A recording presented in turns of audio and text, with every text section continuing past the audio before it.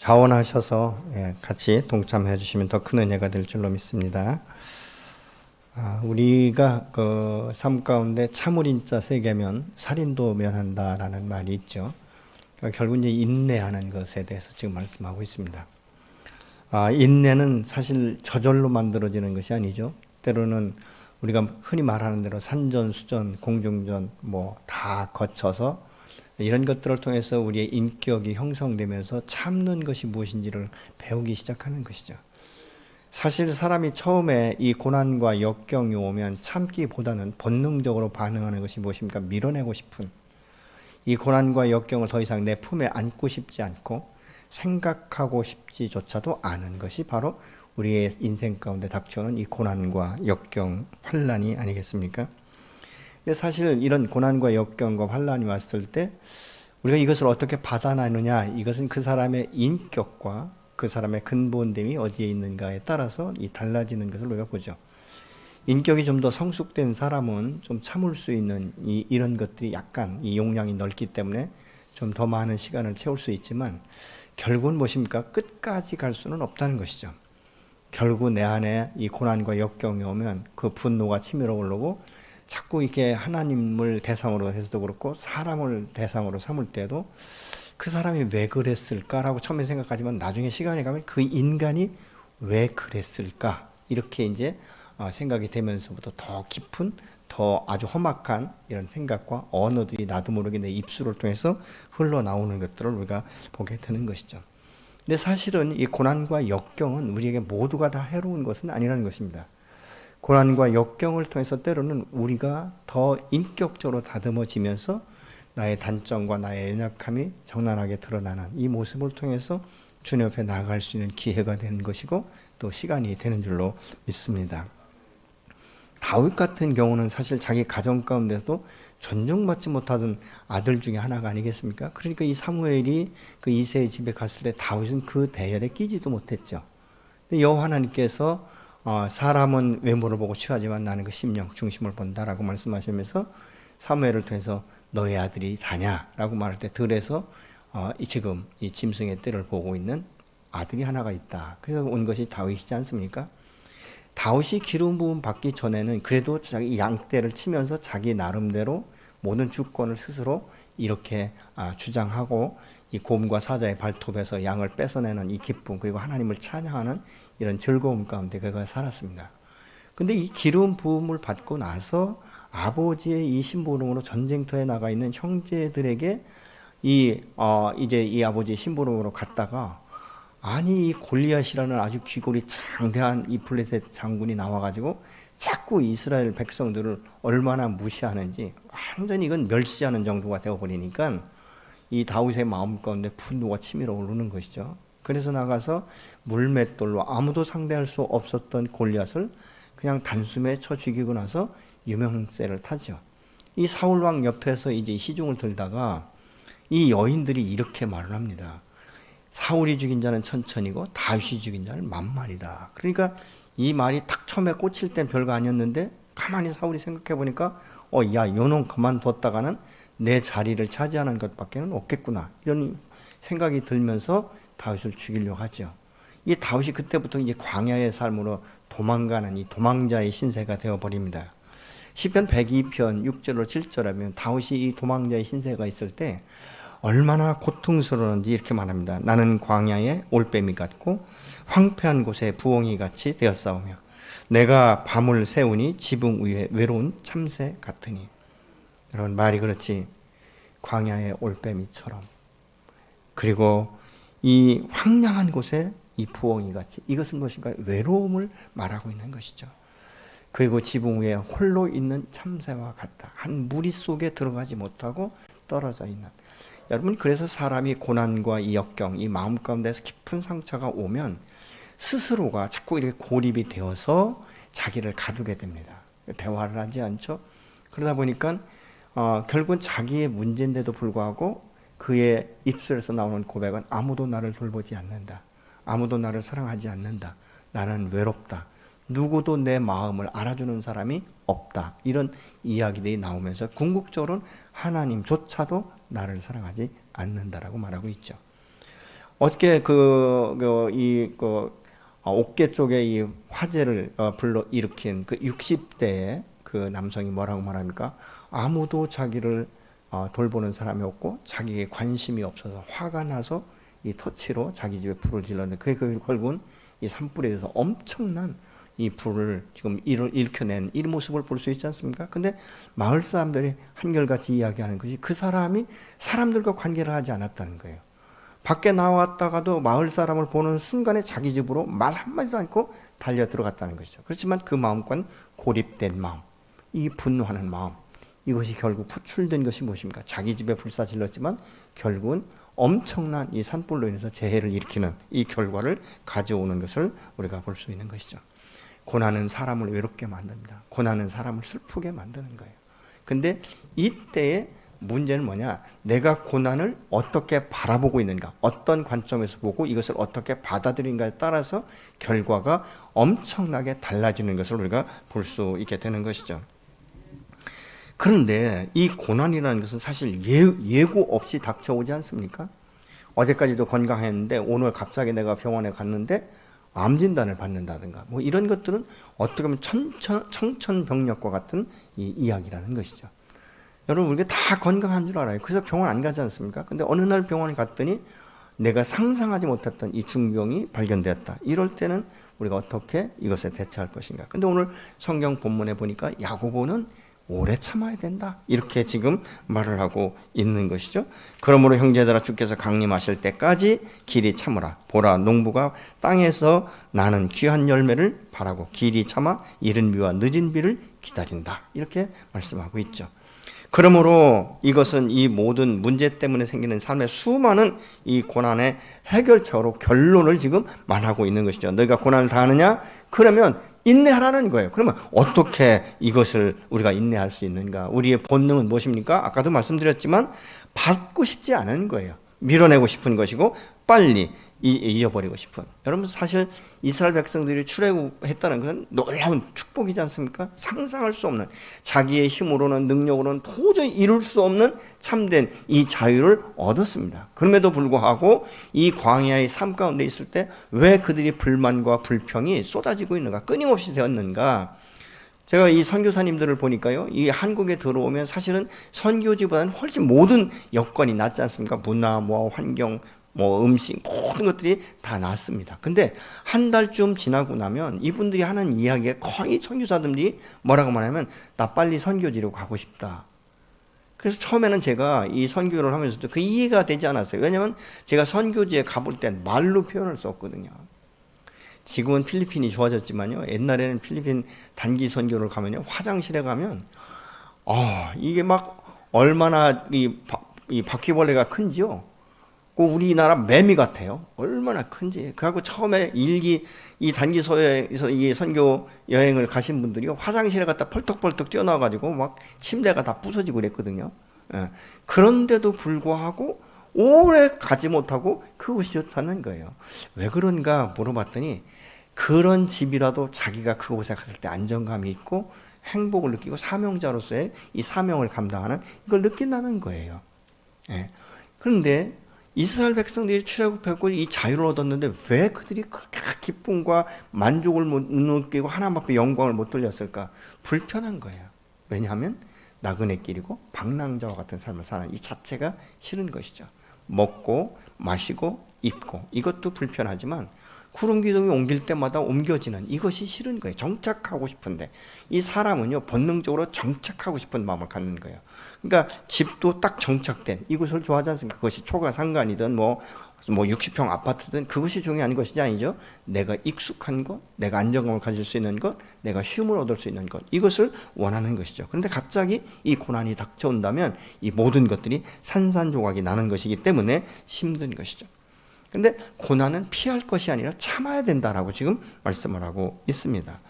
어떻게 이것을 참을 수 있는가? 때로는요, 우리가 교회에 나와서 말씀을 듣고 찬양을 부르고 기도하다 보면 귀가 열릴 수도 있고 눈이 열릴 수도 있고 내가 바라보는 이 고난을 바라보는 관점이 바뀔 수도 있는 거예요. 이것이 또한 은혜인 줄로 믿습니다. 근데 더 중요한 것은 야고보서 1장 2절에 보니까요, 형제들이 여러 가지 시험을 당하거든 온전히 기쁘게 여기라는 거예요. 감당하기도 어려운데 기쁘게 여기라. 여러분 이해가 되십니까? 고난이 오면 기쁘게 여기라는 거예요. 왜 그런가? 그 답을 야고보서 1장 3절로 4절은 이렇게 말씀합니다. 이는 너희의 믿음의 시련이 인내를 만들어내는 줄 너희가 알미라. 인내를 온전히 이루라. 이는 너희를 온전히 구비하여 조금도 부족함이 없게 하려 함이라. 하나님께서 고난을 통해서 인내케 하시고 오히려 나를 믿음의 반석 위에 견고하게 서기 위한 것이다 라고 말씀하고 있는 것이죠. 그러니까 이 고난은 고난으로 끝날 것이 아니라 하나님께서 우리를 훈련시키고 연단시킨 후에 점금같이 나와서 우리의 믿음이 좌로나우로 치우치지 아니하고 흔들리지 아니하고 엎드러져도 아주 넘어지지 않는다는 확신을 가질 수 있도록 여호와 하나님께서 오늘도 저와 여러분에게 축복하시고 세워주시는 줄로 믿습니다. 여러분 고난과 역경이 없으면 우리가 주님 앞에 무릎 꿇고 기도하는 이 일들이 그렇게 쉽지 않습니다. 여러분 내가 마음이 평안하고 자식들 다 잘 되고 이럴 때 막 힘써서 기도하는 사람 많지 않아요. 그러나 때로는 다니엘처럼 예수님처럼 습관을 따라서 이것이 훈련된 사람은 축복이든 그것이 고난이든 간에 함께 기도하게 되는 것이죠.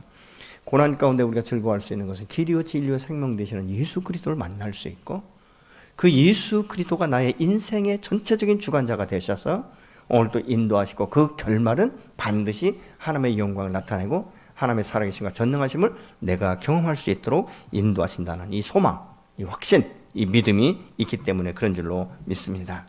많은 사람들이 고난과 환난 속에 넘어지고 포기하고 낙심하는 원인 중에 하나가 고난에만 시선을 집중시키는 거예요.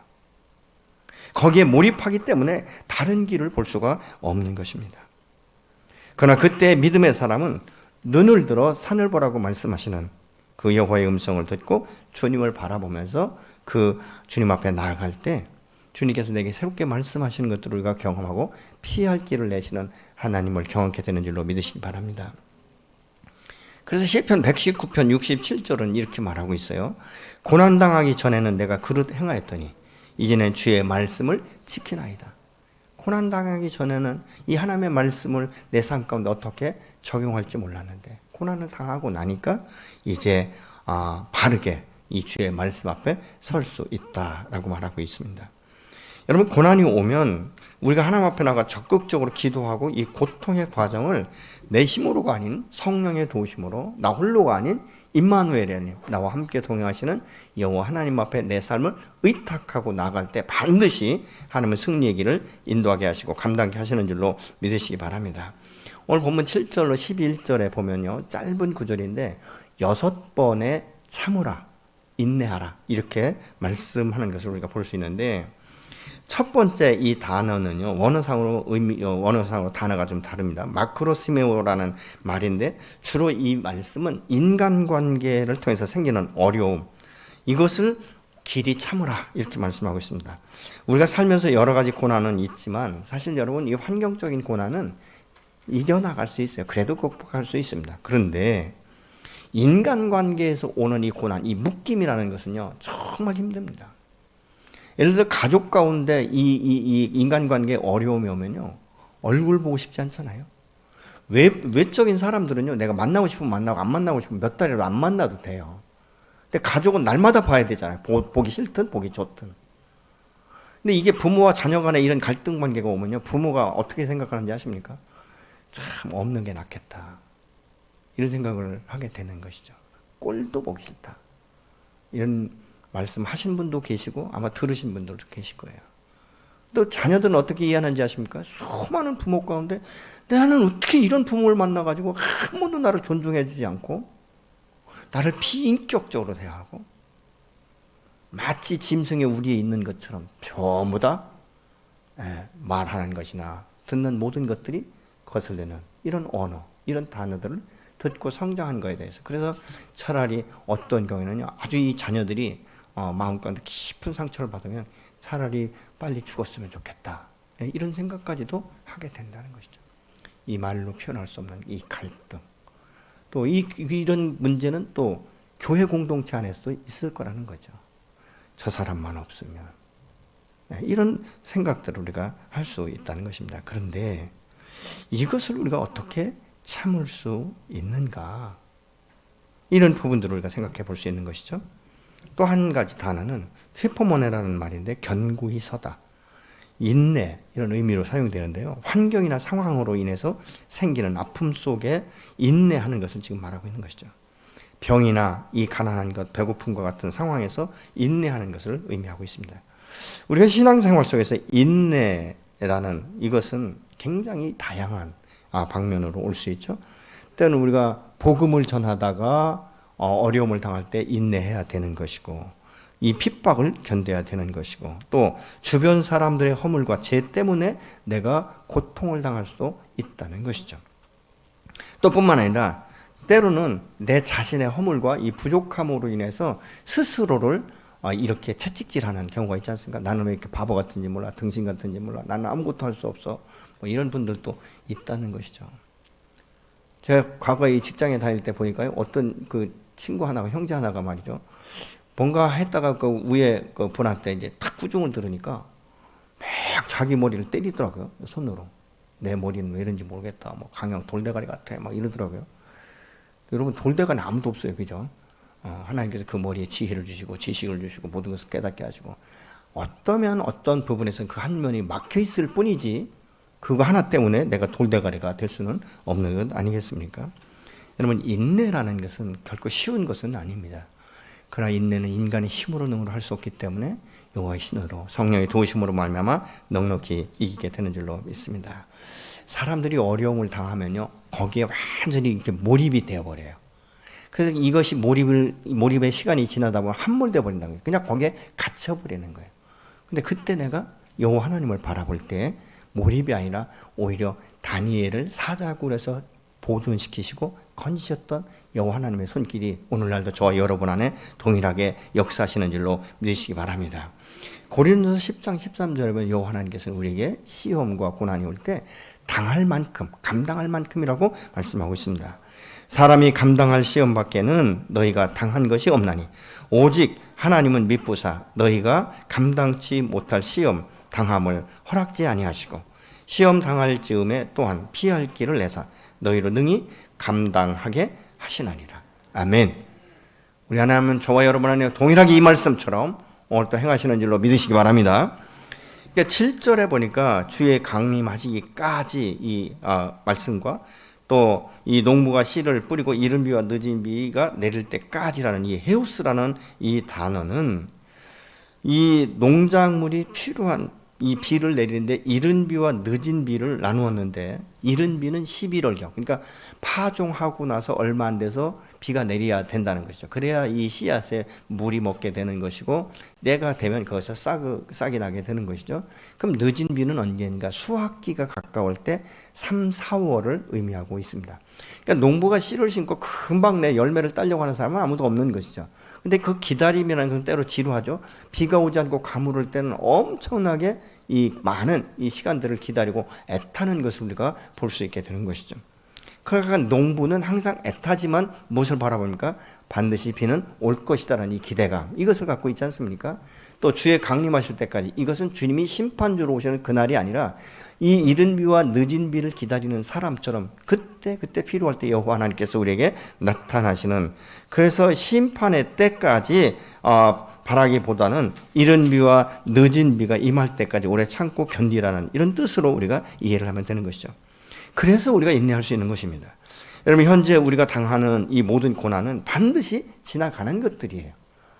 이것은 내가 감당하든 못하든 지나가는 것들이에요. 그런데 문제는 이 지나가는 이 시간 가운데 나는 그냥 허비하는 시간을 보낼 것인가, 고통만 끌어안고 시간을 낭비할 것인가, 아니면 이 인내하는 기간을 통해서 내게 말씀하시고 나를 붙들고 계시며 내게 하시고자 하는 말씀을 말씀하시는 여호와 앞에 내가 설 것인가, 이것은 나의 선택이다, 그 말입니다.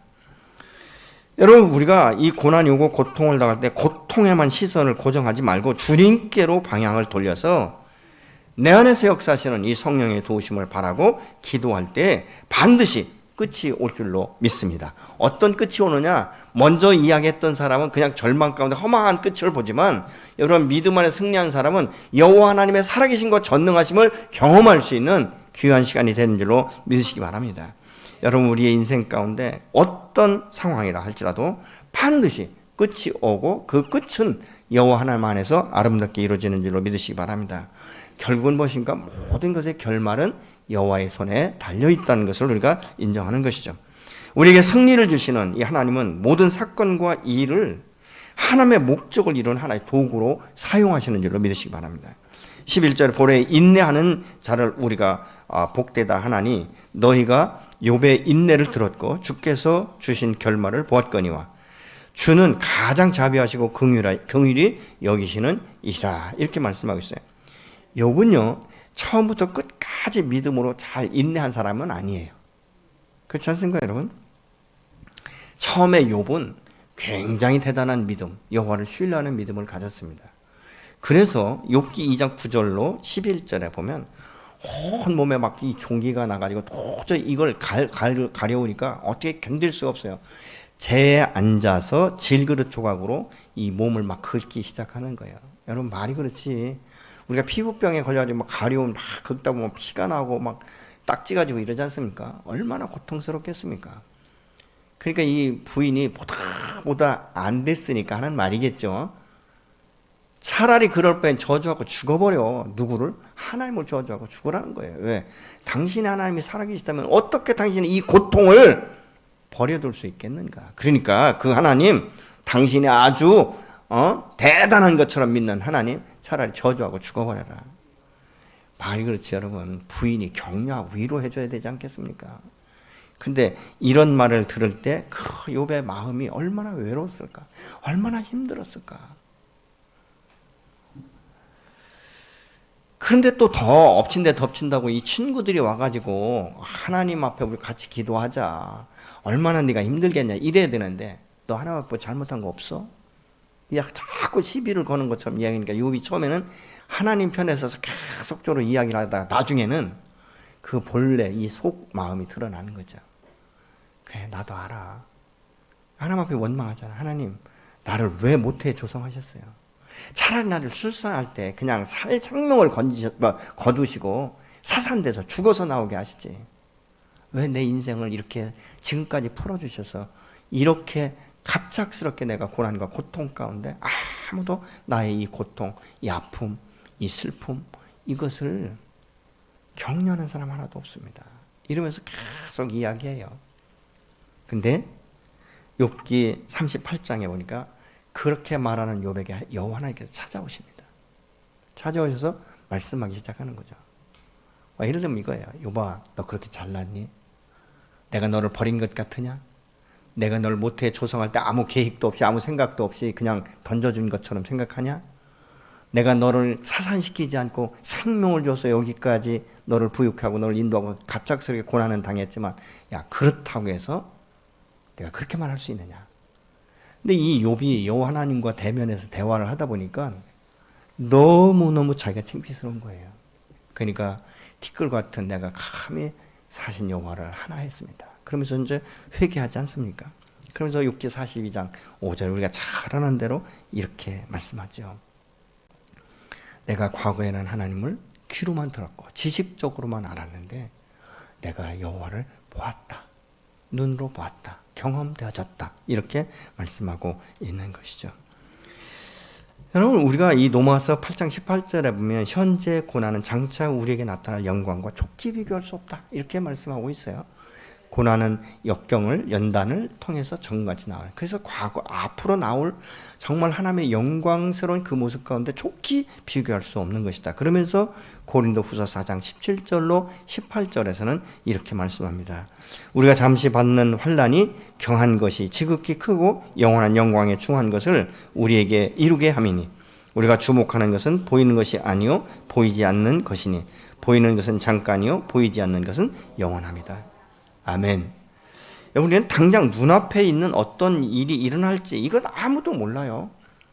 갑작스럽게 교통사고가 날 수 있고요. 나는 굉장히 건강에 대한 자신 있다고 얘기했는데 아니 건강검진을 받으러 갔더니 갑자기 암 3기나 사기다. 이런 청천벽력과 같은 말을 얼마든지 들을 수 있다는 것이죠. 그런데 우리는 어떻습니까? 때로는 이 직장에서 이렇게 해고당할 수도 있잖아요. 갑작스럽게. 그러나 하나님은 이 모든 상황을 아신다는 것이죠. 그리고 참 우리가 때로는 힘들기도 하지만 하나님은 그런 일이 있을 때 결코 서둘지 않는다는 거예요. 우리는 어떻습니까? 막 뭐든지 빨리 돼야 되잖아요. 뭐든지 빨리. 내가 조급할 때는요, 얼마나 차를 140으로 밟아도 차가 나가지 않는 것 같은. 왜요? 조급한 마음에 집착하다 보니까 이런 모습들이 생긴다는 것이죠. 그러나 하나님은 서둘지 않는 것 같지만 사실은 그 순간부터 나를 어떻게 인도하시고 어떻게 채우실까, 어떻게 세우실까, 이것을 계획하시는 분이 바로 사신 하나님이신 줄로 믿습니다. 요번 23장 10절에서 나의 가는 길을 그가 아시나니 그가 나를 단련하신 후에 내가 정금같이 나오리라, 이렇게 고백을 하고 있어요. 여러분, 우리는 갈 길을 모르지만 나를 구원하신 하나님은 정확하게 아시는 줄로 믿습니다. 우리의 삶 가운데 닥쳐오는 모든 것을 하나님이 아시기 때문에 그 일을 통해서 나를 단련하고 가장 좋은 것으로 채우시고 세우시는 분이 여호와 하나님이신 줄로 믿습니다. 야고보는 지금 욥을 통해서 배울 것은 고난이 없는 사람이 아니라 인내하는 사람이 복이 있다, 이렇게 지금 말씀하고 있습니다. 왜 인내하는 사람에게 복이 있다라고 말하는가? 그것은 살아계신 하나님, 내 삶의 주인이시며 늘 함께 동행하시면서 현재 당하는 이 일에 승리케 하실 하나님을 신뢰하는 믿음을 통해서 승리를 주시며 당신의 영광을 드러낼 분이시기 때문에 그런 것입니다. 이 하나님을 내가 경험하는 거예요. 고난이 없었다면, 역경이 없었다면, 환경의 우겨쌈을 당하지 않았다면 이런 것을 볼 수 없는데, 바랄 수도 없는데, 이것들을 통해서 내가 하나님 앞에 더 나아가서 기도하고 말씀을 묵상하고 믿음으로 선포할 때 이런 것들이 실제적으로 일어나는 것을 통해서 내가 예수 그리스도 안에서 구원받은 것도 사실이지만 내 안에 성령이 계셔서 역사하시는 능력을 베푸시고 나를 보호하시고 지도하시고 인도하신다는 확신을 우리가 받으면서 경험되어지는 하나님을 우리가 믿을 수 있기 때문에 그런 줄로 믿으시기 바랍니다. 제가 요즘에 너무 고통스럽고 마음 아픈 것이 뭔지 아십니까? 이 코로나가 지금 3년 차에 들어가다 보니까 성도들의 관계가 자꾸 친밀한 관계가 아니라 그냥 서먹서먹한 관계로 가는 거예요. 왜냐하면 같이 식사도 안 하죠. 뭐 커피숍가 대화도 잘 안 되죠. 요즘에 다 그렇지 않습니까? 그런 시대. 이 또 오미크론으로 확산되다 보니까요, 뭐 만나는 것도 힘들어하고 이러더라고요. 네, 오늘 아침에 제가 우리 교회 어떤 집사님한테 물어봤더니 저한테 하는 말이 이렇게 얘기해요. 목사님, 요즘엔요 코로나 안 걸리면 친구가 없대요, 이렇게 얘기하는 거예요. 그러니까 그만큼 요즘엔 그냥 일상 속에 들어왔다, 이런 이야기인데, 제가 안타까운 것은 뭐냐면 이 모임이 잘 안 되잖아요. 목장 모임도 만나서 같이 뭐 대화도 하고 좀 밥도 먹고 이래 좀 친밀해지는데, 지금 목장 모임도 줌으로 하고 뭐 이러다 보니까, 또 예배는 어떻습니까? 예배는 뭐 교회 나오면 큰일 나는 줄 알고 막 행정명령 내고 이러다 보니까 이 사람들의 마음 가운데 교회는 위험한 곳이다, 이런 생각들을 성도들도 갖고 있다는 거예요. 근데 그러면 성도들이 아무 데도 안 가냐? 아니요. 식당에 가보면 다 있어요. 다. 그죠? 이런 모습들을 우리가 볼 수 있다는 것이죠. 그러면 뭐가 문제인가? 그러면 내가 예배당에 안 나오면 집에서 예배 드린다고 하는데 예배에 집중할 수 있겠는가? 그리고 성도 간의 교제가 집에서 예배 드릴 때 이루어질 수 있겠는가? 그래도 교회 나와서 손이라도 한번 만지고 얼굴에도 보고 반갑게 인사하고 서로 격려해주고. 왜 만나는 게 중요하냐면요, 내가 고통과 힘든 일이 있을 때 이야기를 하는 것이죠. 내가 이런 고통이 있고 이런 힘든 일이 있는데 집사님 기도 좀 해주세요. 그럴 때 적어도 최소수의 이 목장의 목원들만큼이라도 나를 위해서 진심으로 합심기도 해줄 수 있지 않습니까? 여러분, 이 기도가 얼마나 큰 힘이 되고 위로가 되는지 아십니까? 때로는요, 고난과 고통 가운데 빠져있는 당사자는 기도할 힘조차도 없어요. 그런데 내 곁에 있는 사람들은 나를 위해서 정말 당신의 가족처럼 그런 마음을 갖고 기도해 줄 때 이 기도가 얼마나 큰 위로가 되고 얼마나 큰 힘이 되는지. 나는 결코 혼자가 아니구나. 나는 내 주변에 아무개 집사도 있고 이런 권사님도 계시고 이런 장로님도 계시고 이런 목회자들도 있고 얼마나 내가 소중한지, 이런 것들을 우리가 보게 된다는 것이죠. 여러분, 우리가 무엇을 잃어버리면요, 잃어버린 사람은 그 잃어버린 거에 집착을 해요. 근데 놀라운 것은 하나님은 내가 무엇을 잃어버렸을 때 잃어버린 것을 채우겠다, 이것이 아니라 어떻게 새로운 것으로 채워줄까를 계획하시고 채우시는 분이신 줄로 믿으시기 바랍니다. 그래서 내가 가진 것 잃을 때 사실은 내가 새 것을 받으려면 손을 펴야 되는 것처럼 내 안에 여호와를 섬기는데 불편하고 잘못된 것들을 완전히 내려놓을 때 하나님께서 나를 새로운 것들로 채우시면서 성령의 강력한 임재와 하나님의 살아계심과 욥에게 보여주셨던 귀로만 듣던 하나님이 아니라 눈으로 볼 수 있는 하나님으로 역사하시고 우리가 경험되게 하실 줄로 믿으시기 바랍니다. 여러분, 성경에서 하나님의 사람답게 살고 쓰임받은 사람 치고 고난과 역경을 통과하지 않은 사람이 아무도 없어요. 믿음의 조상이라고 하나님께서 불러주셨던 아브라함도 수많은 고난과 역경을 통과하지 않습니까? 야곱과 같은 사람도 하나님께서 얼마나 철저하게 훈련시키는지 결국은 이스라엘로 바꾸셔서 믿음의 조상으로 세우지 않습니까? 더 놀라운 것이 뭔지 아십니까?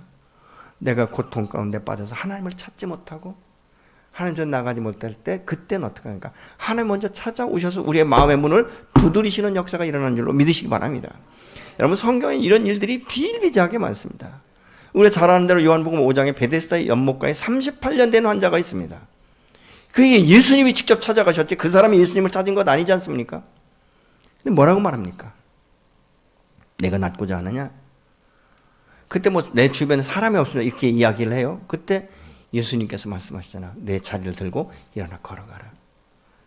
먼저 찾아오셔서 말씀하실 때 그에게 38년 동안 치료되지 않았던 이 사람에게 믿음이 역사가 일어나기 시작하니까 아무도 도울 자가 없는 그에게 예수 그리스도의 그 말씀 한마디가 생기를 불러일으켰고 38년 동안 누워있던 자리를 들고 걸어가는 기적을 경험하게 되는 줄로 믿으시기 바랍니다. 나 가진 것 없고 나 연약하고 내가 하나님 앞에 부르짖지 못한다 할지라도 때로는 여호와 하나님께서 우리에게 먼저 찾아오셔서 우리의 마음의 문을 열게 하시고 나의 고난과 고통의 신음과 이 호소를 들으시고 그것을 완전히 십자가 앞에 내려놓게 하시고 고난과 역경을 지나가게 하시면서 통과시킬 때 비로소 우리는 사신 여호와, 전능하신 여호와, 지식으로만 알던 그 하나님을 새롭게 경험되어지는 역사가 일어나게 될 줄로 믿으시기 바랍니다. 이번 부활절 전도 집회는요, 많은 이 고통과 고난 가운데도 이렇게 이 밖으로 나올 수 없는 이런 사람들이 우리 주변에 많이 있지 않습니까? 얼마나 많은 이 두려움 가운데 또 이 세상을 바라볼 때 소망이 없다라고 말하는 이런 사람들 너무 많습니다. 가족 가운데 깨어진 관계가 있는 사람도 참 많지 않습니까? 이들에게 우리가 할 수 있는 것은 무엇입니까? 와보라고 말하는 것. 그렇지 않습니까? 그가 듣든지 못 듣든지 우리가 와보라고 초청을 할 수 있지 않습니까? 그리고 그 명단을 내어놓을 때 나 혼자 기도하는 것이 아니라 아까도 우리가 예배 전에 기도했지만 수많은 사람들이 한 사람을 위해서 합심해서 기도할 때 그 시너지 효과는 말로 표현할 수 없게 되는 줄로 믿으시기 바랍니다. 여러분, 이 코로나 시대에 무슨 놈의 전도 집회 이렇게 말씀하지 마세요. 코로나 이 위기 가운데 이 고난과 역경을 헤쳐나오지 못하는 무능력하고 좌절하고 안전뱅이처럼 살아있는 그들의 영혼을 깨울 수 있는 것은 살아계신 하나님, 전능하신 하나님, 나를 구원하신 예수 그리스도를 믿고 거듭난 하나님의 사람들만이 할 수 있는 특권인 줄로 믿으시기 바랍니다. 이것은 사명인 것이에요. 아멘. 그래서 이번 부활주일에 그 눈먼 자들이 눈을 뜨는 역사, 고통의 그 그늘에 가려져 있는 자들이 다시 빛 앞에 드러나는 이런 역사가 일어나기를 간절히 소망합니다.